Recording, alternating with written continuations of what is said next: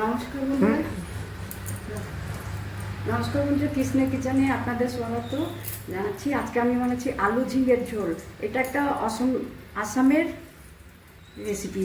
তার জন্য আমি এখানে নিয়েছি 5টা ঝিঙে নিয়ে নিয়েছি, এখানে 3-4টে আলু নিয়ে নিয়েছি, এগুলো এরকমভাবে কেটে নিয়েছি লম্বা লম্বা করে।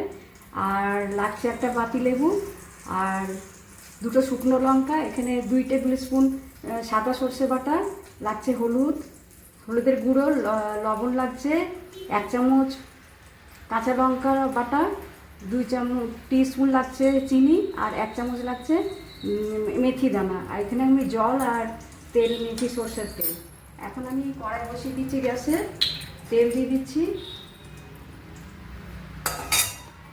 তেলটা গরম হলে আমি আলু দিয়ে ভাজবো, আলুটা আর ঝিঙেটা ভাজবো।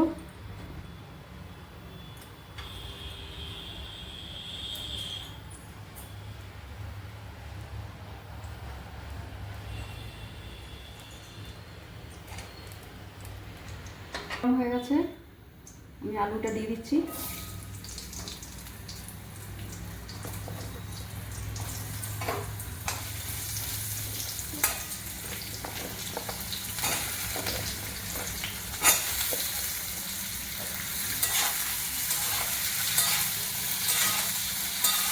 আলুটা একটু লাল হয়ে ভাজা হলে তারপরে আমি ঝিঙেটা দেবো।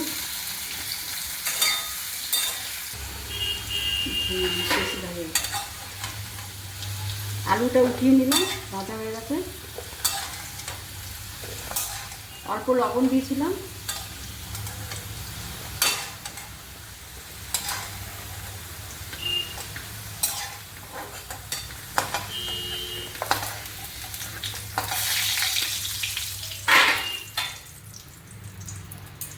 ঝিঙেটা দিয়ে দিচ্ছি।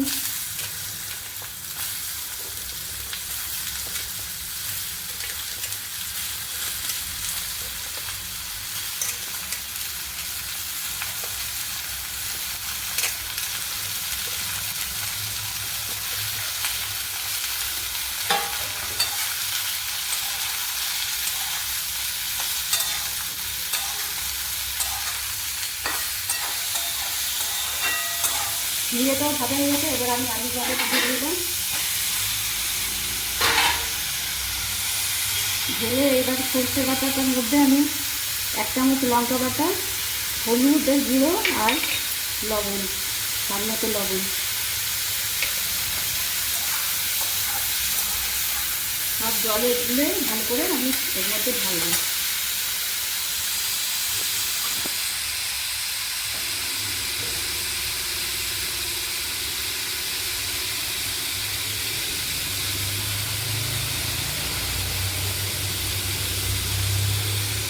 ভালো করে জলে গুলে নিয়েছি, এবার ঢেলে দিলাম।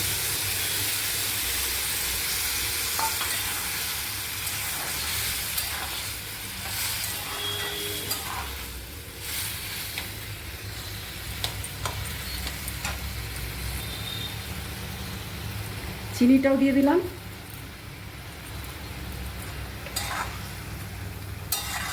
এবার এটা একটা ঢাকা দিয়ে একটু সেদ্ধ হবে, ঢাকা দিয়ে দিচ্ছি।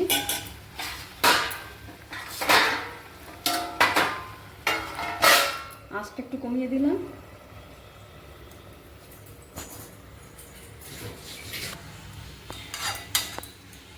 এই যে বন্ধুরা, এই ঝিঙে আলুর ঝোলটা হয়ে গেছে। এটা আলুগুলো সেদ্ধ হয়ে গেছে, ঝিঙেও ভালোভাবে সেদ্ধ হয়ে গেছে।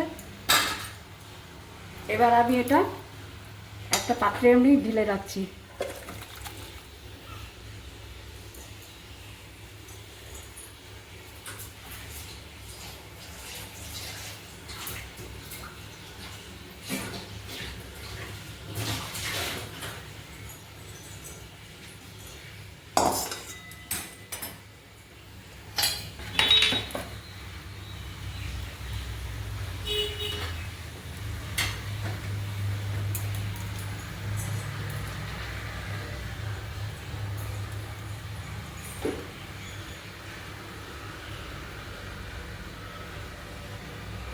হয়েছে, কড়াইয়ে তেল দিচ্ছি।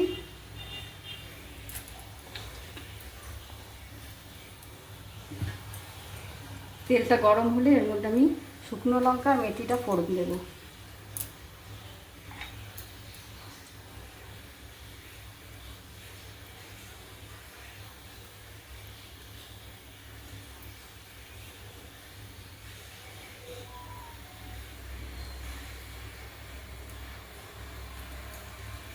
শুকনো লঙ্কাটা দিয়ে দিলাম।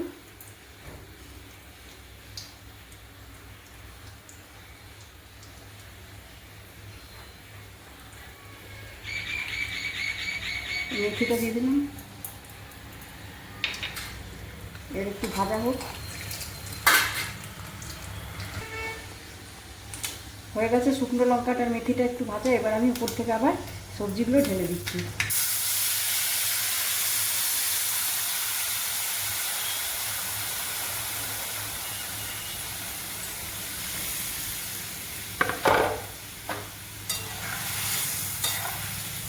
মেথি দেওয়াতে একটু মেথির একটু গন্ধ আসবে, ভালো আসবে গন্ধটা।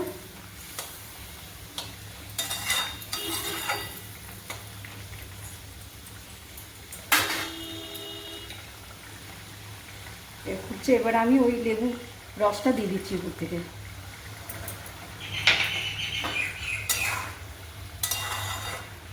হয়ে গেল।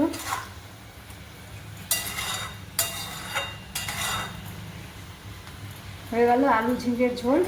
এটা আপনারা একবার বানাবেন। আমি গ্যাস অফ করে দিচ্ছি, নামিয়ে দিলাম।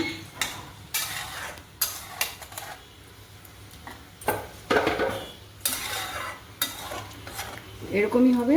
এটা আপনারা একবার হলেও বানাবেন, এটা ঠান্ডা হলে পরিবেশন করবেন। আজকের মতো এখানে আসছি। আমাকে লাইক শেয়ার সাবস্ক্রাইব করবেন।